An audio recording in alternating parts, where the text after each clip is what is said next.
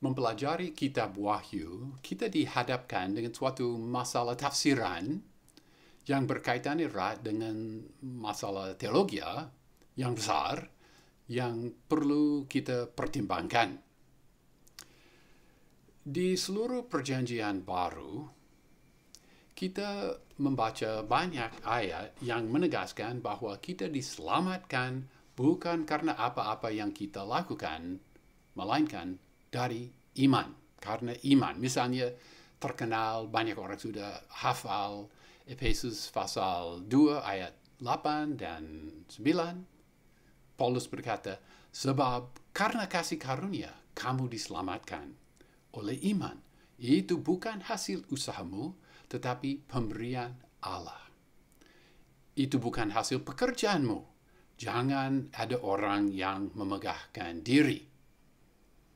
Dan ayat kesukaan saya dalam hal ini adalah Roma pasal 4 ayat 4 dan ayat 5. Saya bacakan. Kalau ada orang yang bekerja, upahnya tidak diperhitungkan sebagai hadiah, tetapi sebagai haknya. Tetapi, kalau ada orang yang tidak bekerja, namun percaya kepada Dia yang membenarkan orang durhaka, imannya diperhitungkan menjadi kebenaran. Ayat-ayat seperti itu menegaskan kita diselamatkan bukan karena sesuatu yang kita lakukan, melainkan karena sesuatu yang dilakukan oleh Tuhan Yesus Kristus. Dia mati di kayu salib. Kita tinggal percaya, selamat. Ya. Dan kebenaran ini juga dinyatakan jelas di dalam kitab Wahyu. Misalnya, pasal 21 ayat 6 berkata, dan ia berkata kepadaku, akulah di sini, Alfa itu dan Omega itu, yang pertama dan yang terakhir. Lalu ini, kepada yang haus, aku akan memberikan dengan cuma-cuma dari mata air kehidupan. Dengan cuma-cuma itu bahasa Indonesia berarti tidak bayar. Boleh dikatakan gratis. Harganya 0. Kita tidak bayar. Aku akan memberikan dengan cuma-cuma dari mata air kehidupan. Dan juga di dalam Wahyu pasal 22 ayat 17, dia berkata, dan yang haus kiranya datang. Ia yang mau kiranya menerima air kehidupan dengan cuma-cuma. Wah, jelas. Di seluruh perjanjian baru, jelas. Di kitab Wahyu juga, jelas. Kita diselamatkan bukan karena sesuatu yang kita lakukan. Kita tinggal percaya saja. Tuhan Yesus sudah melakukan segala sesuatu yang diperlukan. Dia bayar harganya di kayu salib. Wah, jelas. Tetapi, banyak ayat di perjanjian baru itu juga menuntut ketaatan. Menuntut ketaatan.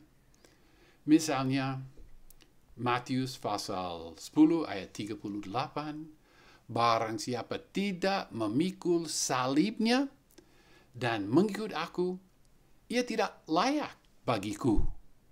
Juga Matius pasal 16 ayat 24, lalu Yesus berkata kepada murid-muridnya, setiap orang yang mau mengikut aku, ia harus menyangkal dirinya, memikul salibnya, dan mengikut aku.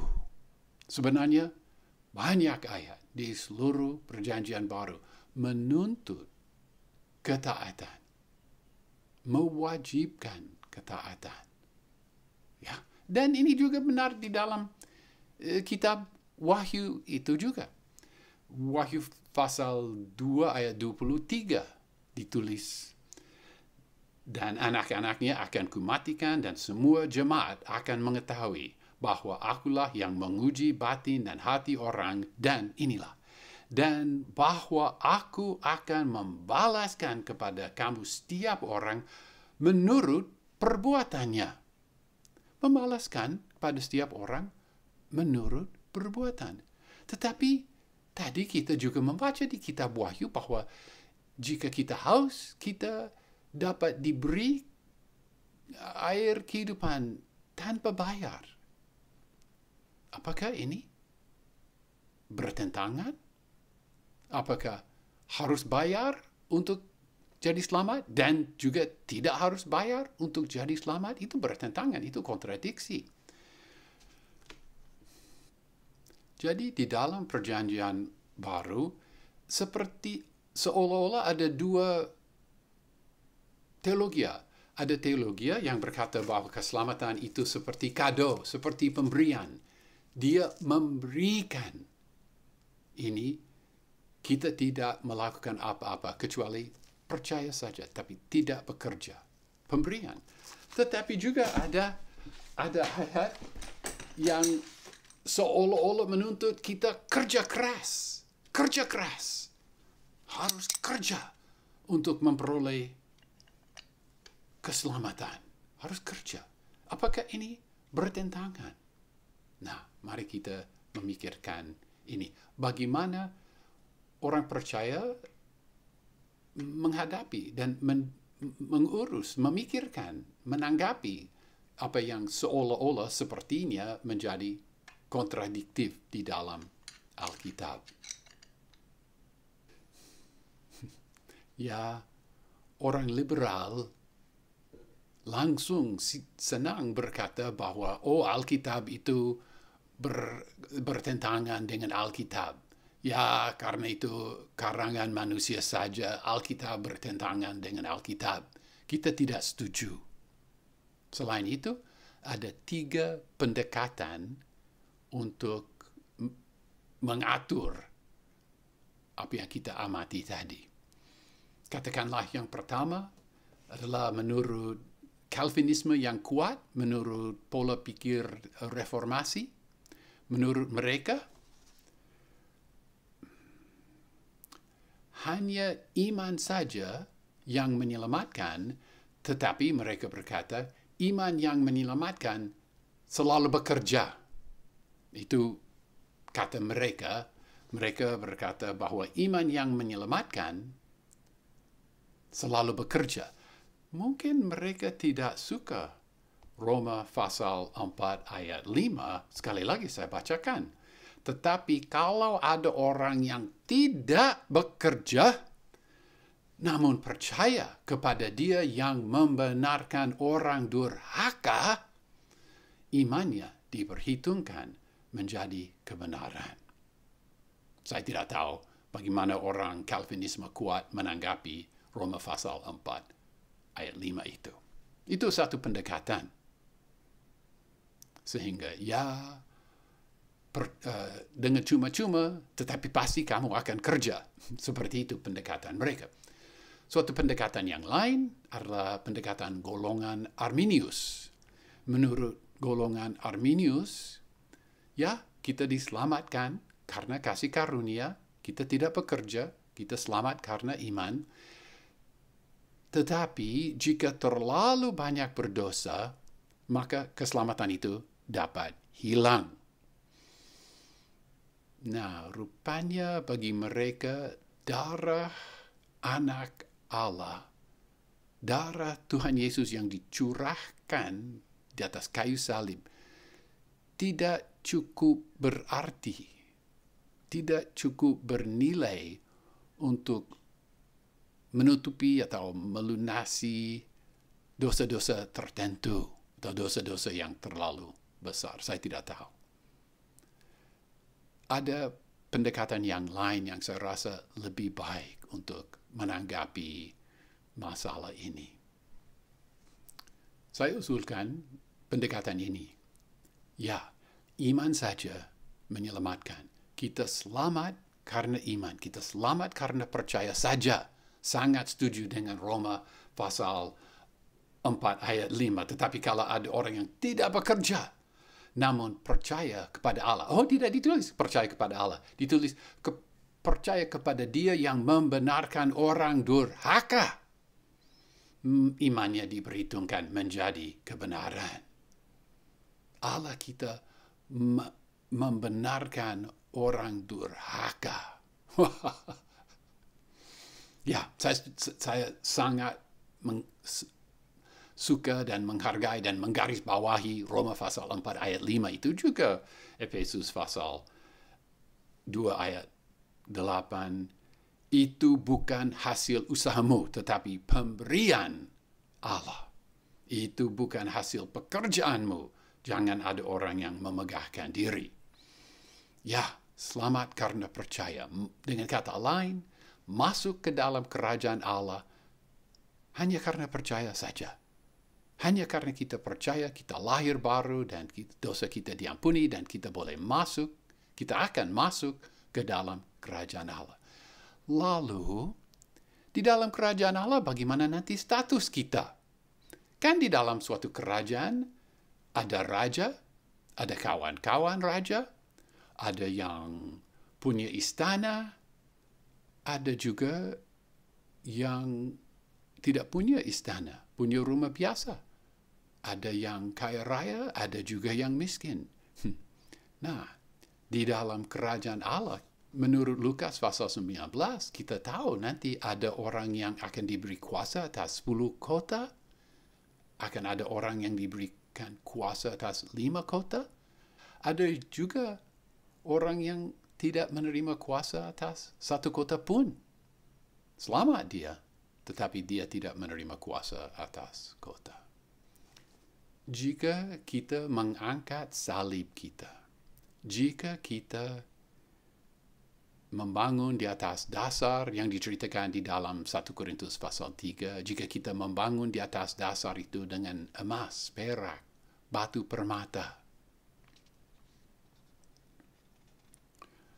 jika kita dengan sepenuh hati mengasihi Tuhan Yesus dengan ajaran yang murni, kehidupan yang berkenan kepada Dia, kita akan berkuasa atas 10 kota. Dalam konteks kitab Wahyu, berbahagialah ia yang membacakan dan mereka yang mendengarkan kata-kata nubuat ini dan yang mentaati apa yang di dalamnya tertulis, sebab waktunya sudah dekat. Wahyu pasal 1 ayat 3, ada kebahagiaan untuk setiap orang yang menuruti kata-kata nubuatan ini, menuruti apa yang ada di dalamnya tertulis. Saya mau memperoleh kebahagiaan itu. Jika kita mentaati apa yang ada tertulis di dalam kitab Wahyu, kita, ya, pasal 1 ayat 3 berkata, berbahagialah kita. Jika kita seperti mereka di Jemaat Philadelphia, kita akan menerima mahkota dan kita akan nanti ditulisi dengan nama Allah Bapa, nama Tuhan Yesus Kristus, dan nama Yerusalem baru. Jika kita seperti mereka di Jemaat Smyrna, kita akan memperoleh, diberikan mahkota kehidupan. Jika kita seperti mereka di Tiatira yang tidak ikut ajaran palsu itu, nanti kita diberikan kuasa atas bangsa-bangsa. Jika kita menjaga pakaian kita, dengan arti kita hidup bersih, kita tidak hidup dalam dosa. Jika kita menjaga pakaian kita, maka ia berjanji bahwa kita akan berjalan dengan Dia dalam pakaian putih. Tetapi, jika kita seperti jemaat Laodikia, ya, itu jemaat. Ya, itu tubuh Kristus. Ya, orang percaya. Ya, selamat. Ya, masuk ke dalam kerajaan Allah. Nanti sesuai Wahyu pasal 21 ayat 24, kita berjalan, bukan berjalan dengan Dia, tetapi menurut 21 ayat 24, berjalan dalam terang Yerusalem baru, di atas bumi baru. Selamat, ya selamat. Jika sekarang tidak akrab dengan Tuhan Yesus Kristus, besok juga di dalam kerajaannya tidak akrab dengan Tuhan Yesus Kristus. Jika akrab, sekarang dengan Tuhan Yesus Kristus, ya besok juga akrab dengan Tuhan Yesus Kristus. Ya, sebagai ringkasan, dari segi ayat di Kitab Wahyu pasal 2 dan 3, 7 kali kita membaca mengenai orang-orang yang menang. Siapa itu orang yang menang? Bagi orang Calvin yang kuat dan juga orang Arminius, semua orang yang selamat menjadi orang yang menang. Bagi mereka, ya terutama orang Calvin yang kuat, tidak ada orang percaya yang hidup seperti mereka di Tiatira, ya, yang ikut kehidupan yang tidak bersih itu. Tidak ada. Tetapi ada menurut Wahyu, menurut surat Tuhan Yesus kepada jemaat di Tiatira, ada yang hidup berdosa, dosa seksual dan dosa berhala. Menurut Calvin yang kuat, semua orang percaya akan duduk bersama-sama dengan Tuhan Yesus Kristus di atas tahtanya. Saya rasa kitab Wahyu tidak setuju. Wahyu pasal 2 ayat 26, yang menang, yaitu yang menjaga perbuatan-perbuatanku sampai akhir, ya kuasa atas bangsa-bangsa. Orang percaya yang setia sampai mati akan duduk bersama-sama dengan dia atas taktanya, berjalan dengan dia dengan pakaian putih. Orang percaya yang seperti mereka di Laodikia dan Sardis dan Efesus akan masuk ke dalam kerajaan Allah. Saya harap kita semua menjadi orang menang yang berjalan dengan Tuhan Yesus, dengan pakaian putih, menerima mahkota, menerima takhta, dan tidak ditegur oleh dia. Hidup sesuai dengan kehendaknya, menuruti perintahnya, dan memperoleh hadiah janji yang dijanjikan kepada orang yang menang.